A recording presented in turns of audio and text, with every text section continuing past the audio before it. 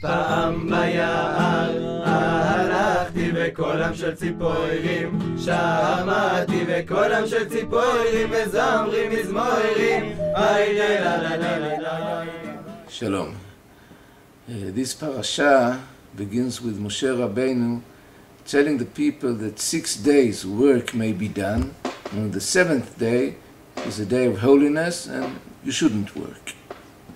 Rashi stresses that the mentioning of Shabbat here at the beginning of Parashat VaYakhel, which essentially speaks about the Mishkan, the tabernacle, verses, many verses, and these few verses starting the parasha, Rashi says it's because we should understand that we can't build the Mishkan on Shabbat. Shabbat is holier than the holiness of the Mishkan.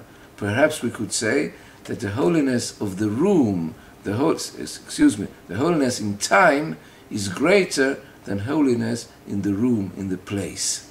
And that's the great saying of Rashi here.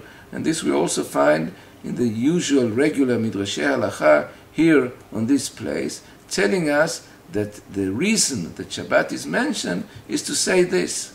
But many of us think that the closeness of the verses between the Shabbat and the Mishkan comes to tell us something more.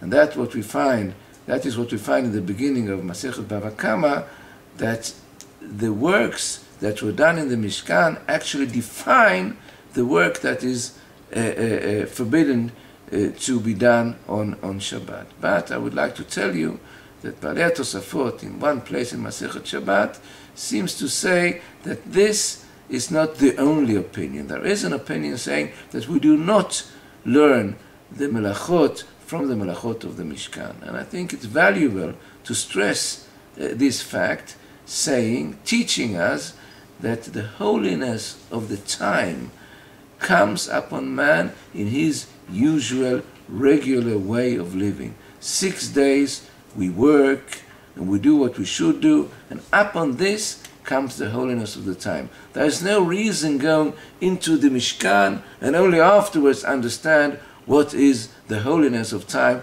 what is not working on Shabbat. And as a matter of fact, if we remember the list of the melachot in the Mishnah, it seems to be a list of the usual works in life, starting by plowing, sowing, harvesting, baking, and so on and so on. These are the works of the normal, regular man during the 6 days of the week.